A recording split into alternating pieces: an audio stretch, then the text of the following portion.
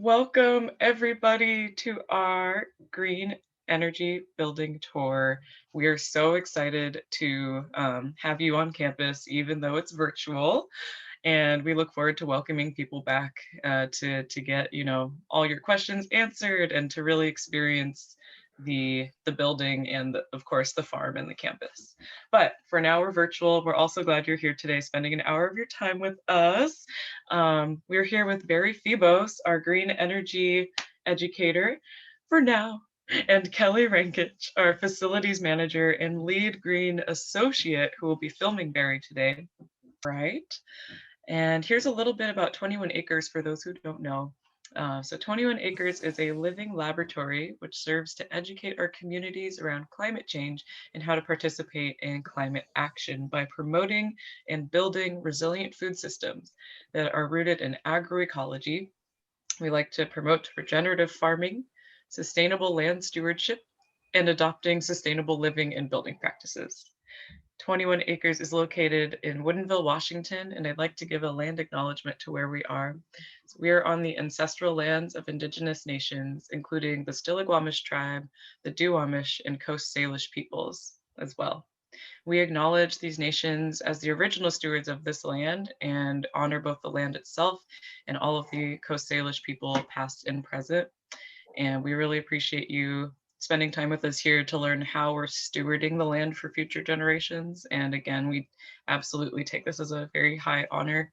So thank you for learning with us. Without further ado, I'm going to hand it off to Barry for the last time. I'm going to cry. And he'll introduce himself a little bit more. I'll be in the chat. Thanks so much, Rianne. And thanks for being here. Yeah, my name's Barry. As Rianne said, I'm the energy manager and educator here. And sadly, this is my last building tour, but want to make it a good one for you. And yeah, I just want to give a little more kind of like about our work, the work that we do here specifically. Rianne gave a really great overview of our mission and what we're here for. But we're a nonprofit organization dedicated to supporting local food systems and sustainable building practices, agroecology. And some of the ways that we do that are through education, like what we're doing today with the building tour related to green energy and sustainable design. We have 18 acres of farmland that's outside. I can show you when we step out there. And then we also have a farm market where we sell produce from a number of different local producers in the area and value-added products made from local ingredients. We have an education kitchen, and some of those activities are not open right now because of COVID, but these are kind of some of the ways we support that work. And it's all, like Rianne said, in the context of climate change and looking at the best ways that we can affect change in our own lives and encourage change in the broader community. And some of the simplest ways that folks can do that are by eating locally and supporting farms that have regenerative practices or soil healthy practices. So in the simplest terms possible, just, when plants grow and they photosynthesize, they put roots into the ground, and the roots help to build carbon in the soil. So they're pulling carbon out of the atmosphere and putting it into the soil. And regenerative practices are those that allow that to kind of be maximized. So the amount of carbon that stays in the soil is maximized, and you're actually able to pull carbon out of the air. And then in terms of the building, what we're mostly going to be talking about today, the reason that we prioritize this so much in our mission is that buildings on a global scale account for about 40% of global climate emissions. Buildings and the construction industry producing buildings. So that's pretty substantial. One of the largest single sectors contributing to that. So anything we can do to reduce those emissions is really going to be impactful. And then further, thinking about climate in a more cultural context, because we always think about it as a massive environmental issue, but it's also a really critical social and social justice issue or environmental justice issue, because the folks that tend to be impacted by climate change first and worst are often marginalized communities, often people of color, and those with the least resources to kind of address the impacts of climate change and often have contributed the least. So we also like to look at it through a climate justice lens and take that to heart in our work here as well. So that's kind of a brief overview of our mission and why we're doing what we're doing. But today we really want to dig into the building. And because we're getting close to Earth Day, I thought it would be a good tour to kind of look at all the systems in terms of how they work with the natural systems of the Earth to reduce their impact. So I think that's a lot of how green building reduces its energy and its impact. And yeah, so I think to do that, it would be fun to be able to get a good look at the building to start, and then maybe we can come back inside so you can get a context of what we're talking about. We might have some connection issues as we walk outside. So if we do, we'll come back in, but we just want to give it a try so we can give you a wide view of the building. And I also want to take this opportunity just to ask if there's any like kind of guiding questions or things you'd like to learn about, if you're comfortable speaking up or putting it in the chat. We have a pretty small group today, so yes, and for those, we can we kind of did have personalize it. a couple people just joining, and we're super excited that you're here today. So we just gave a little overview of 21 acres, and I guess, wow, Kelly, it is just beautiful out there. Great shot. Yes, if anyone is interested to learn more about any specific topic that comes up, be it water conservation, how we I think our water conservation on this campus is pretty astounding. I might even ask some questions about water today, but also our solar energy, our geothermal heating, anything, please do ask. Service looks good, by the way, you too. Cool. Yeah, it started getting a little choppy there for a minute, but okay. I'm seeing the video seems to be working well.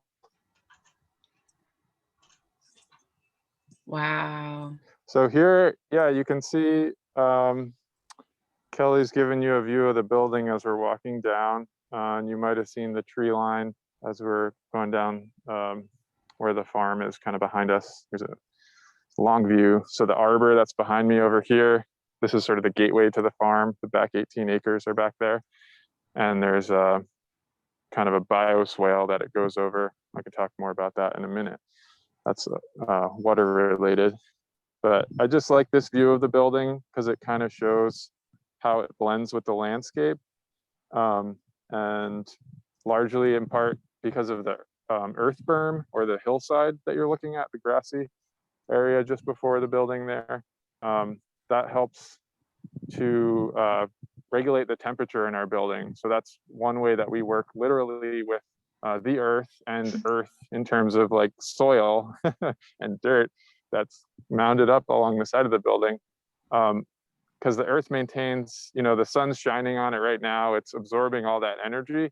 And because that happens every day, the earth is, soil is able to maintain a temperature around 55 degrees year round once you get, a few feet down.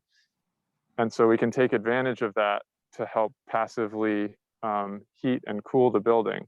So this time of year, it's actually getting really unseasonably warm right now, which is nice, but also a little bit worrying in terms of climate change. And so, but our building is staying nice and cool, partially because of this earth berm, and then some other ways that we're able to capture the earth's energy to offset our heating, because we have a geothermal heating system as well. And then just visually, the building blends with the landscape, and there's benefits to that as well. So, one that, just it looking nice is one, but also it invites animals and pollinators to live alongside the building and on top of the building. So we actually have a living roof up there as well. So right now there are some geese that there's one you can probably can't see from Kelly's video, but there is a goose actually nesting on the roof right now near one of our vent stacks on the living roof. And the geese nest up there. I can see another one too, maybe. Pretty much every spring, and they hatch their goslings up there, and they come and then walk along the edge of the roof and waddle off to the river. So it's kind of a testament of how well the building blends with the environment. And one of the reasons that we're able to be here, because we had environmental concerns at the foundation of this building and the mission of the organization. So yeah, the building was opened in 2011, but it was a long time in the making. It was a very ambitious, environmentally conscious building project at the time, and so they're doing a lot of stuff that there wasn't code for. So the project took a long time to happen, and yeah, so that kind of gives you a sense of what it looks like, and the things that you can see beyond the hillside are mostly the solar panels and the living roof. And so we have a 26 kilowatt solar array up there, which provides, because we have a market with a lot of refrigeration, education kitchen, and other things. We're a decent sized commercial building. It offsets about 25% of our electric use in the summertime, closer to 50%. And over the course of the year, it's like 15, I think we got close to 20% this year that it offset. 20% of our electricity was offset with these solar panels? Close to that, yeah. Oh, that's amazing. We have a slightly lower usage this year because of COVID, so right. Usually it's closer to 15. But that's still a really good percentage. And on a sunny day in the summer, we'll go inside. We can actually show you some of the data, but we're actually sending more energy back to the grid than we're using. It's a grid tied array, so anything we don't use on site goes back and gets used by other folks on the electric grid. So those are some important features of the building, and ways that we also capture a natural process of the earth. So the heating of the sun, the energy of the sun is captured to offset our electrical use, and then also heat the earth, which further offsets our space conditioning, our heating and cooling needs in the building. And one way I like to think about that is, if you think about where animals like to go when it gets cold in the wintertime, they often, burrow underground, and we're kind of mirroring that way of adapting.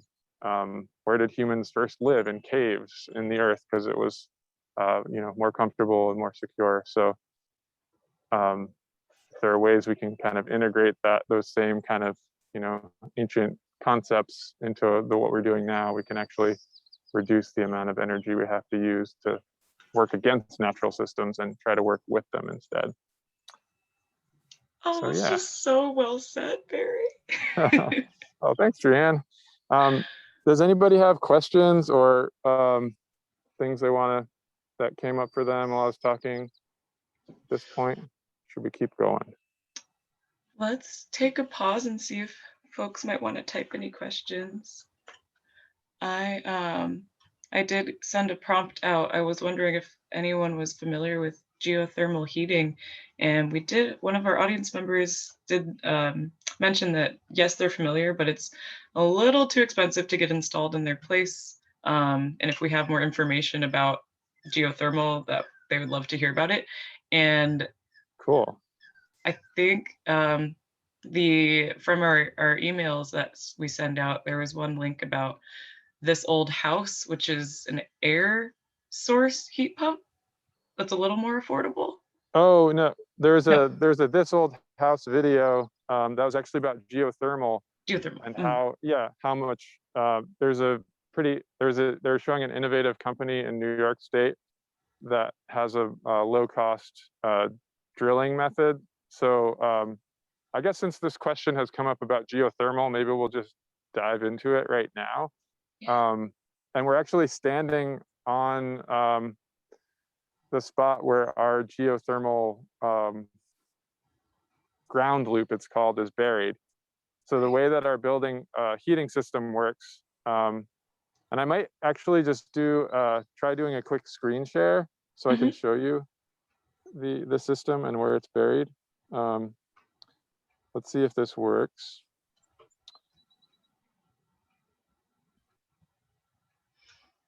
Okay. Perfect. All right, so we have this 3D tour, and I'm going to go to the 3D view of where we are right now. So this is pretty surreal because I'm actually standing in this spot, but looking at a 3D view of it. But so if I click on this image here, you can see a picture of our geothermal ground loop before it was buried. And it's right around this spot. So you see all these coils of poly tubing, and water is circulated through those tubes, which are buried underground. And then they circulate into our building, into the mechanical room, where we also have pretty bad Wi-Fi reception. So I can show you, an image of that as well. It's the compost room. Come on. Wondering. But I'll keep talking while we're.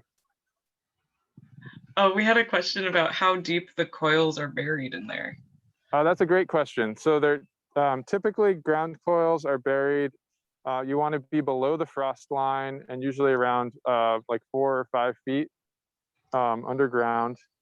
But there's 2 different ways that geothermal wells can be done. Sorry, I'm trying to navigate the tour here. They can be done vertically, so where you drill down and your well goes down like really deep into the ground. And then they can also be done horizontally, like the picture that I just showed of our well, where you just dig kind of a trench and then lay it out horizontally. And I'm having issues moving through the. Yep. So I'm going to stop my screen share. Oops. And I'm just going to talk about it. Yeah. So sorry about that. We can maybe when we get back into the building, my Wi-Fi will be a little better, and I can go back to showing the actual system. But essentially, the way that it works is the water gets circulated through those tubes underground and then goes into our heating system, which is a very efficient heat pump. So it's similar, a heat pump is similar to like an air conditioner and how it works, except instead of using the cold side, it's using the hot side. So if you ever touch a window air conditioning unit on the outside, it's really hot. So it's like capturing that heat from the compression cycle and using that to heat up the heat transfer fluid inside the building after capturing all this heat from the earth and then circulating it through our heat delivery system in the building, which is radiant floors. So we're taking heat from underground and transmitting it into heat under our feet inside the building, which I think is a pretty cool concept. And another way to take advantage of that 55-degree earth temperature. And there's a metric called the coefficient of performance, which is the way you kind of judge how efficient a heating system is. And ground source heating system can be about 3.5 times as efficient as a conventional like gas boiler or oil, combustion appliance. So that's really remarkable. 3 times as much. For every unit of energy you put into it, you can get 3.5 units of energy out of it because of how efficient that heat pump process is, and then also capturing that heat from the earth. And we can share that video for anyone who's interested after the fact. It also talks about some more creative financing options that are being used in geothermal now, similar to solar, how they did it in the past, where you can potentially not pay any money upfront and then pay for your system as you save energy over time. So there's ways that it can become more affordable because over the life of a system, you're generally saving a significant amount of money. And it's that upfront capital cost that's usually a barrier. And then also, the drilling and all that sometimes isn't possible on a lot of sites. But even if you can't do a ground source system, you can do an air sourced heat pump, which is much more common. Mini splits are what people often have, which is, you'll see like a unit outside that has the compressors and a fan. And then inside you just have these, either a wall unit or sometimes a ceiling vent if you want to hide the unit there. And that can be a really efficient way to heat and cool your house, and a lot more affordable than ground sourced heat pump. So that's my summary of those things.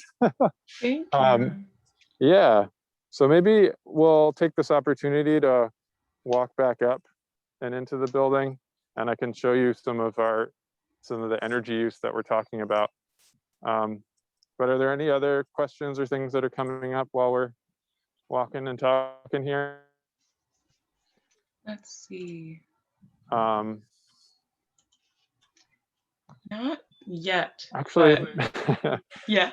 I'm thinking since we're out here, maybe.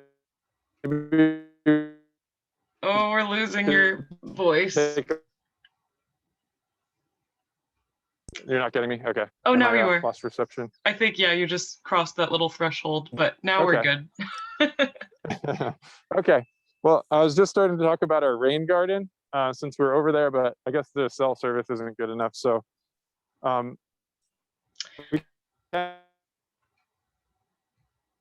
yeah, sometimes we lose service on this little part of the tour. Take a look at our permeable pavers. He's saying that we might be able to take a look at our permeable pavers, which is one of my favorite features on the tour, the permeable pavement that unfortunately is frozen on Barry and Kelly right now. However, every bit of this parking lot, if you can see the little lattice in the bottom corner. Oh, let's see. Okay, Kelly's back, but it's sideways. Uh-oh, not sure what happened there. Hey, Kelly, your phone might be sideways. So I guess we'll just do vertical. Yeah, that's good. But Barry is muted. Thanks, folks, for waiting. We just lost you as you were talking about permeable pavers, and that is my favorite feature on the tour, on the building campus, and I think it ties in really well with, fears about the heat. The intense sun that we're getting right now is just so remarkable. I do think this might be a good time to tie in permeable pavers as you were going to, but you're back now, so. Oh, huh. I wonder what's going on with your audio.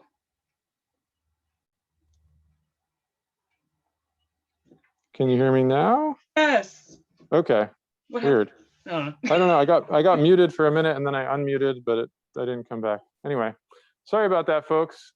So I was going to talk about some water stuff outside, but now that we're back in here, and I promised to show you some energy things that we were just talking about, let's just go to that, and we will come back to the pavers and other water-related systems.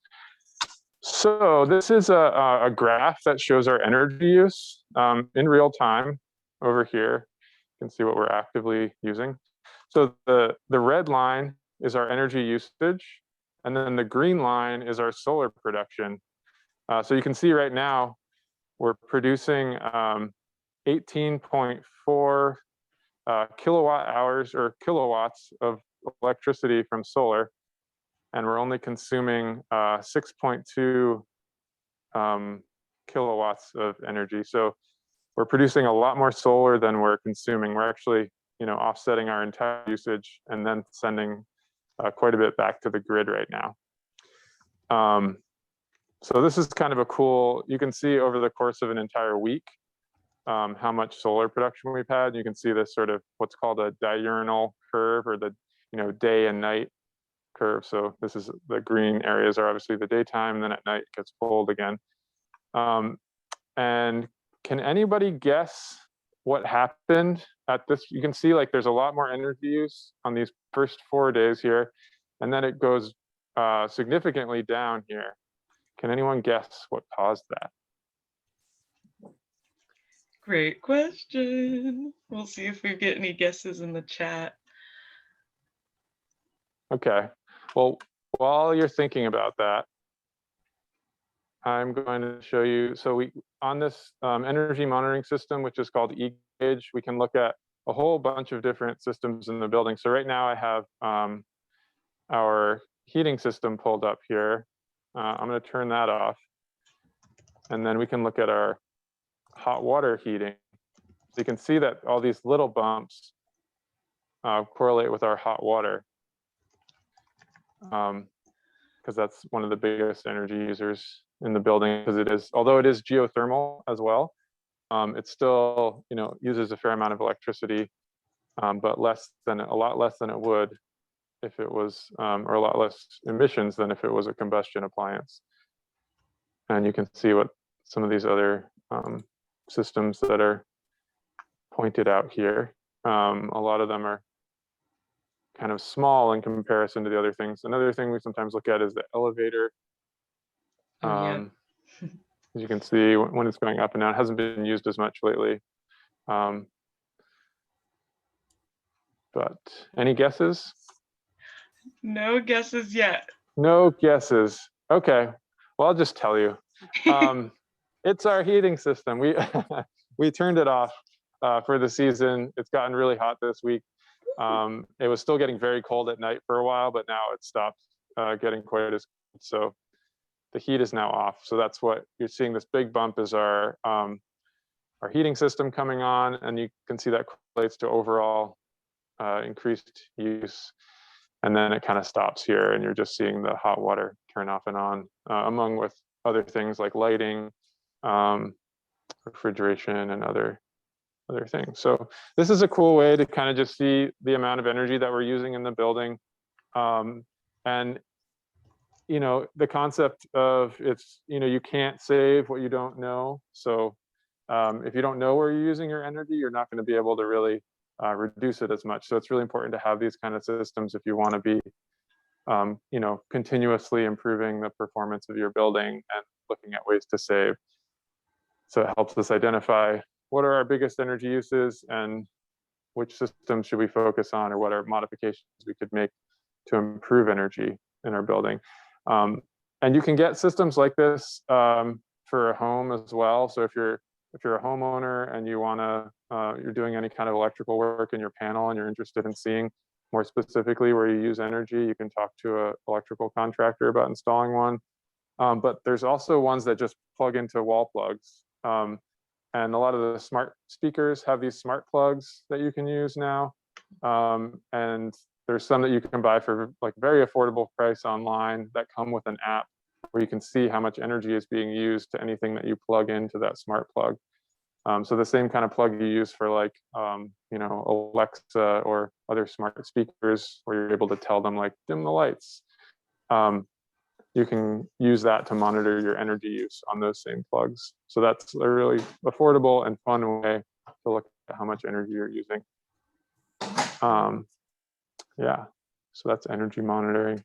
I was wondering if we could also just take a look at if you scroll up on the eGauge screen to show like the cost savings. Oh yeah. I think that's a really cool feature about it. I wonder if the other Yeah. apps do it too. They probably do. I think some of them do. Yeah. They often do. So it shows you how much you're using, how much you generated, and then how much you spent or earned on all of those things. So awesome. So over the last 30 days, we've saved approximately $350 That through our there solar is production. my car payment. Oh, look, it Yeah, just so went up. there's yeah, there's benefits, not just environmental benefits, but financial benefits to be had from sustainable technologies and energy efficiency in buildings. And there's often incentives you can get through your utility to make changes that'll reduce your energy, often for getting things like LEDs if you don't already have them, and other energy efficient appliances. So Thank you. yeah, for sure. Since we're talking about the idea of permeable pavers was brought up, maybe we should head back out and look at that real quick. And I can also talk about passive solar while we're out here. I love that we work with so many natural systems. It just makes sense. And that's what I felt when I came on campus for the first time. I was like, this just makes sense. Yeah. Yeah, and I think that's just when I was thinking about kind of reworking the building tour at one point, I was like, what concept would kind of loop it all together? And I think working in tune with natural systems is just, it's the biggest way we're able to save energy here on campus. Yeah. So yeah, you can see the area that I'm standing on looks kind of like a paved surface, but there's all these cracks because it's actually paved with pavers, which have cracks in between all of them. And water is able to make its way back into the water table in those cracks. And although it doesn't seem like a huge amount of surface area, it really does allow the water to move through it. And that's important for a few reasons.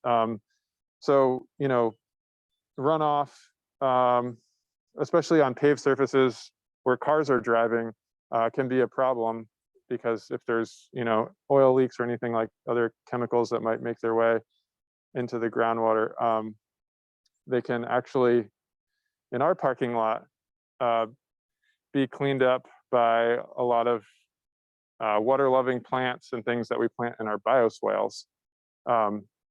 So I guess what I'm getting at is that returning the water to the water table is important so that it doesn't run off quickly into stormwater systems and then make its way into waterways when it still has potential pollutants in it. So the soil and microorganisms living in the soil, and then the plants that are growing out of these kind of wetland areas on our property are able to actually take up things even like heavy metals into their biomass and pull it out of the groundwater, so that by the time it gets back into the water table, it's clean. And that's a really remarkable ecosystem service, we call it, that those plants provide, and that the permeable pavers are also a part of. And there's so little fresh water on the planet, which is a really important point Rianne brought into the conversation last time. 1%, I believe, of water on Earth is actually Yes. accessible drinking water, fresh 1%. water. So we really have to treat it like the precious resource that it is, and make sure that it, gets back into our aquifers and water tables in a good state. So having permeable pavers and less impervious surfaces in general prevents runoff and erosion, and the kind of accumulation of pollutants in the waterways. And so the living roof helps with that because it's an impermeable surface where there's normally it's a permeable surface, sorry, where there's normally an impermeable surface. Kelly's reaching up. Yeah, you probably can't see it that well from here. And then, yeah, the permeable pavers here and on the parking lot, pretty much everywhere that we could have permeable pavers instead of cement, we have that. And then the bioswales that surround the whole front 3 acres kind of capture that water as well. And everything's kind of designed to flow south on our property with the grade, the natural grade of the land. And we have a wetland restoration project beyond our gravel parking lot that kind of further processes that water and also is able to sequester a lot of carbon. Wetlands are really good at sequestering carbon, as all kind of natural systems are, but wetlands in particular. Yeah. Yeah. I recently learned that even the tundra is sequestering carbon, even deserts, which is fascinating to me. But of course, when they become disturbed through industry and ripping out plants and all these other things, we just destroy that beautiful and necessary ecosystem service that is for our survival. Anyway. Yeah. But yeah, pretty much all natural biological systems have a lot of ecosystem service benefits and are able to take up carbon. But while we're talking about kind of working in tune with natural systems, one that I really love that can be incorporated in a lot of buildings that we have here is passive solar design. So, you can see a lot of sunlight hitting the building right now. And we're in the spring. In the winter time, we really want to have as much sun getting into the building as possible. So we have windows on the south facing side of the building, obviously. And this overhang is specifically designed so that in the heat of the day in the winter time, when the sun is a little bit lower, it comes directly in through these windows, so it's not shaded at all. And we get as much of that heat, that passive solar heat into the building as we can to help offset our heating needs in the wintertime. And then in the summertime, around this time of day, when the sun is really high in the sky, this overhang blocks it from the windows. So you actually see the shadow go all the way to the bottom of the wall at noon, around noon on a summer day. We're in the spring right now, so it's kind of, partway down the wall. And that's just a really simple way, just by kind of working with, having windows on the south side of a building and having an overhang that works with the sun in that way, that you can help to save energy in a building and still get daylight in as well. Was this feature something that's been used since ancient times? Is this the one that Pythagoras and all the Greeks used? I don't know about Pythagoras specifically, but the Greeks and many cultures around the world have used passive solar design and continue to in their architecture. So yes. The Greeks often oriented their houses to the south to take advantage of that heat and that light, as did many other cultures. So working with the sun in that way is, it's embedded in our culture for thousands of years. Yeah.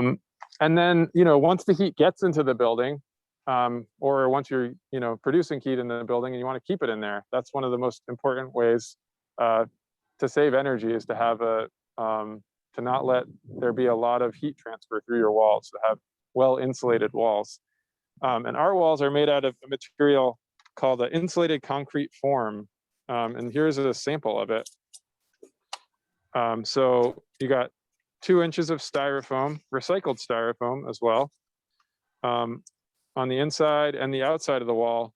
And then concrete is poured in the middle here, and you would put rebar to support the wall in here. And so you kind of build a building almost like Legos, like a big Lego block. That's what these little nubs are for. And then you pour concrete into it. So it can also save on construction costs. And here's some images of what it looks like when it's all put together, so you can see how it works.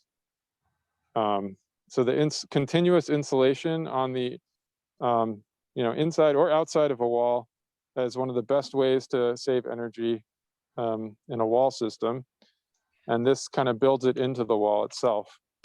So you don't have to build concrete forms that are then removed. The forms are actually made out of the wall or stay in the wall. So it's a pretty smart building system. And because this is the material in this building was made from recycled styrofoam, about 17,000 pounds of styrofoam were saved from the landfill in the construction of this building. So that's pretty huge as well. So recycle materials and energy efficiency kind of working together. That's amazing. And building material efficiency. And normally at the beginning of the tour, I mentioned this, but I was focused on, working with systems, how our systems work with the earth, and also trying to come out and show you a long view of the building. So I didn't talk about it, but our building is LEED Platinum, which is, so LEED is the green building certification of the US Green Building Council. And it stands for Leadership in Energy and Environmental Design. And Platinum is the highest certification you can get. And we get points. So all of the features that I'm showing you are all things that also helped us get this certification. And green building certifications are important because it kind of gives you a system to work within, so you can kind of gauge, how much is this thing going to, benefit the environment, and also, potentially save energy, save money. And you can look at all the different options and then figure out the ones that work best for your site. And LEED is pretty flexible in that way. So there's many, many ways to get points, from the start to finish. So how you prepare your site, if you get your materials locally, you use recycled materials, that'll help get you points. And then things that aren't quite as obvious, like if you're close to public transit, so your building's going to be used in a more efficient way by people traveling to and from it, that can get points as well, or having a bike rack or showers for people to be able to bike commute. So kind of a little summary of LEED thrown in there. I wanted to just say we have 15 minutes left on the tour. Okay, yeah, I was about to do a time check. Okay. You've covered so many great features, Barry. It's been really fantastic. Yeah, so jumping around a little bit more than usual, doing things in a different order.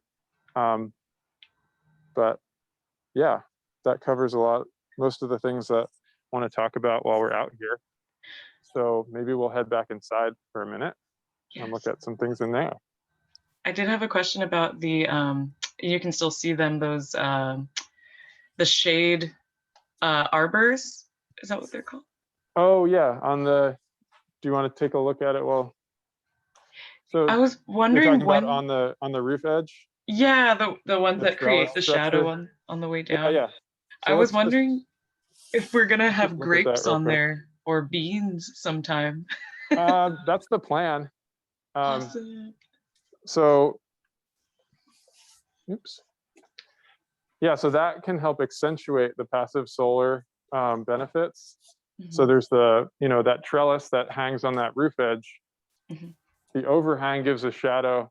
And then if you plant things on it, on the trellis, they leaf out in the summertime when you don't want the sun getting in the windows, and then they die back in the wintertime.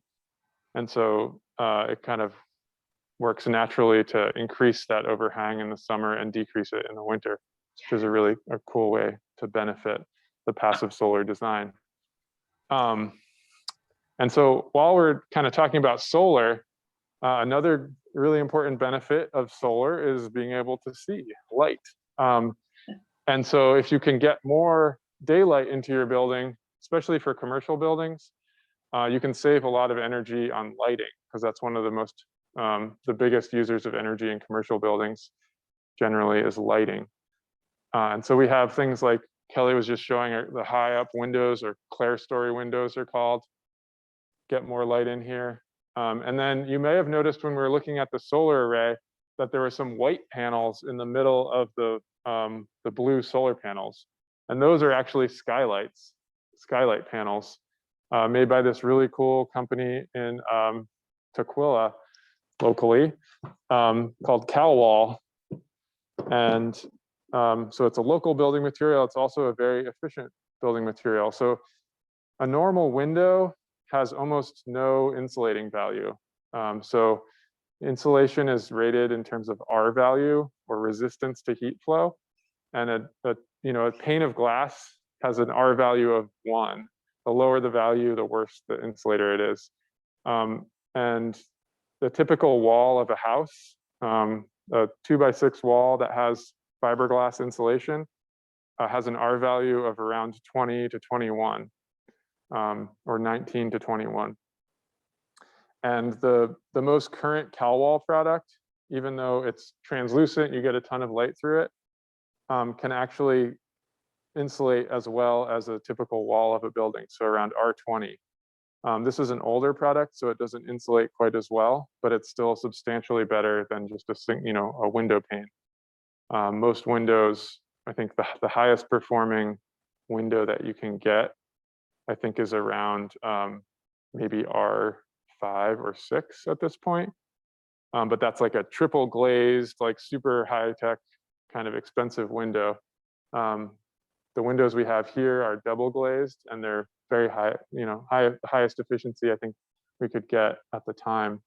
But they're still windows. So, and the reason that this product works so well is because it has a nanogel material in there. So it has all these kind of microscopic trapped air bubbles. So the more kind of like air you can fit into a material, or the less dense it is, the better it is at insulating. And if you kind of nano engineer that, you can make things, I got a bug flying in my hair. We also have natural ventilation. So we have operable windows, which sometimes allow bugs to get in if there's not a screen in place. And that can help save some energy too, by not having to run fans. Yeah, so those are ways that we get sunlight into the building. And then, we do some shade. We have these solar screens as well. So these windows on the side actually have a screened material that you can still see out quite clearly, but when you're outside looking in, it just looks like an opaque white curtain. And that blocks a lot of that solar gain this time of year when we don't want the sun coming in, and can save energy, even though we still get the light in here. And then another way that we kind of work with the sun is by kind of an automation way. So we have lighting controls in the building that first sense occupancy. So Kelly's looking at one of our occupancy sensors. So if there's nobody in this room, the lights will automatically be off. But if there are people in here, it might turn the lights on. But there's a secondary solar sensor that's up along this beam here. And so it senses the amount of daylight that's in the room. And if there's enough daylight in here, then it won't turn the lights on at all, even if there are people working in here, because we've got the daylight that we need. So that can save a huge amount of electricity. And it's just a way of kind of, electronically monitoring the sun and allowing that to influence how lights are used in a building. And nobody has to remember to turn the lights off when they leave the room. So big ways to save energy in buildings through lighting automation and solar sensors. Speaking of the sun and solar, we did have a question about which company had installed our solar panels on the roof. Yeah, I do. It was Sunergy Systems. Sunergy. Yeah, they're a Seattle-based company. There's a lot of great solar installers around, but they're the ones that did our system. So if you're looking for a good one, and they've been around a very long time. I believe too there are rebates or some sort of incentive programs that have been going on in Washington State too for residents who use solar. I'm not sure if those rebates are still as attractive, but So there's always there's a federal incentive for solar it used to be 30%. I think now it's gone down to like 27. But hopefully the Biden administration will bump it back up. They seem to be doing a lot of that re-incentivizing renewable energy. Yeah. But you should still be able to get, I think, at least 27, or I have to look up the numbers again. but a decent percentage of whatever you invest in your solar array back on your taxes or as a tax credit, I believe, That's awesome.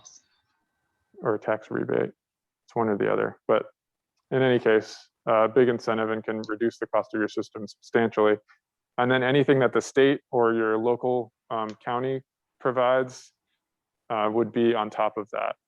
Because we don't have income tax in Washington, that kind of reduces the tools that the state has to incentivize solar, but they still do in other incentives. So if you go to, there's a website called Desire or DSIRE, and that's like the national website, which gives you kind of utility and energy efficiency and solar incentives for the entire country. And you can look up your local municipality and see what incentives are available to you. I'm going to include that in the email. Thank you. Yeah. Well, and it's an incentive absolutely because of, finances, but of course too, like the less electricity we use based off of, like Puget Sound energy, for example, if you're able to produce your own electricity that's renewable, you're using less fossil fuels, which really impacts the planet, and countries and states you might not be aware of, but Puget Sound Energy does use some coal in Colstrip, Montana. So choosing to use less electricity as possible also helps the public health of people abroad, but hopefully they'll get some jobs that are less dirty and bad. All a part of hopefully the administration's plan. And we do have 5 minutes left. I know there's so much still that is awesome. But that's a really important point about green jobs and transitioning workers from fossil fuel industry jobs to renewable energy jobs or other kind of green jobs is a really critical, important point. And I think there's a lot of opportunity for that, and a lot of those skill sets cross over. Yeah, and it's like a hostage situation right now where they need jobs, and if those get eliminated and coal plants are shut down without any help for these workers, it's poverty, and that's a public health crisis, and we have a lot of infrastructure to build sustainably. Anyway. So hopefully the new infrastructure bill will help out big time with a lot of that. And I was also going to say, while we're talking about incentives, there's also a way to do solar, which relates to that geothermal video that we're talking about, called third-party sales, where you don't have to pay anything on your system when it's first installed. I don't believe it's available in Washington State yet, but it's a good thing to try and get going here. And they have it in a lot of other states, but it allows you to basically, you kind of sign a power purchase agreement with your installer, and then you buy the electricity from them. And usually it's at a significantly reduced rate. So you kind of get that savings from the solar, but you don't have to pay for the system in the beginning. So that's another kind of creative financing strategy that's available. And encourage that to get going in Washington State. That would be great. So we're now in our education kitchen, and we only have like probably 3 minutes left. But I just wanted to show you, this is where we do a lot of cooking classes, and this is sort of where the rubber meets the road in terms of bringing the local food economy to your plate. So we try to help people find ways to use local ingredients, more creatively incorporate it into their cooking. And also the food for the market, prepared foods for the market get made here. And there's a lot of, I guess the simplest example of like replacing an ingredient that almost always comes from really far away, like sugar, coming from like Central South America. But honey can be produced, in your own backyard if you wanted. So using honey as a sweetener instead of sugar, where you can, can really help reduce those transportation miles and support local farmers that are helping pollinators, helping honeybees out as well. So some cool products that are here in the last couple minutes we've got. Paper stone is what this counter is made out of. It's a cool locally made product here in Seattle, made from recycled paper and a hazelnut resin. And it's you can put a hot pan on it, and it's kind of like a stone countertop alternative that you don't have to have a stone installer to do it. You can cut it with a conventional circular saw. You could DIY it if you wanted, or have a cabinet maker do it for you. Very cool material, comes in a variety of colors. And the paneling on this island is also made from bamboo, which is a rapidly renewable material. It doesn't have to be killed to be harvested, and it just keeps growing back. And every time it grows back, it pulls more carbon out of the atmosphere, and that carbon gets stored into the building material. So another important thing. All of the appliances that we can get Energy Star rated that's high efficiency appliances. The Department of Energy's program for rating appliances is called Energy Star. You can see the logo on our Alto Sham here. So our appliances are as high efficiency as we can get them. And yeah, the ventilation system also is controlled by heat. So it only runs when people are actively cooking, as opposed to a kitchen where it's just on as long as the kitchen is open. That can save a lot of energy as well. Where are we at? Is it We're time at to say goodbye? 12. Yes, unfortunately, it's time to say goodbye. There is so much beauty in this building, and your understanding of why this is so important to educate about has been tremendous. Barry made a huge impact on my education, the community's education, and just thank you for giving a voice to these products, these people, these businesses, and of course our geese and other natural systems that we work with. Yeah. Thank you, Yeah. Rianne. And we didn't get to show you the composting toilets except sort of by accident while I was looking for the heating system. But maybe we can share a link to the 3D tour, and you all can kind of look at that and give you a little information. Composting toilets are a huge water saving feature of the building. Use about 95% less water than a conventional toilet. So thank you all for joining us. It's an honor to be here with you on my last building tour. And yeah, please feel free to reach out with questions by email or anything afterwards. Absolutely. It's been such a pleasure, Barry, and thank you everybody for joining. I just want to share one of our guests is very grateful. They're saying they could have watched for hours, and they're already chatting with Sunergy. So that's just that warms my heart like the sun. Great. Yeah. I'm so glad you could join us today. And Barry, again, it's been a pleasure. You're just so great. Yeah, I will miss you all. Miss you too. All right. Building tour, folks. Definitely reach out to us. We'll send a follow-up email through Eventbrite with more contacts and information. And then we have other future programming, so definitely stay tuned with what's in store at 21acres.org. And again, thank you for joining us today. We'll see you next time. Have a good weekend.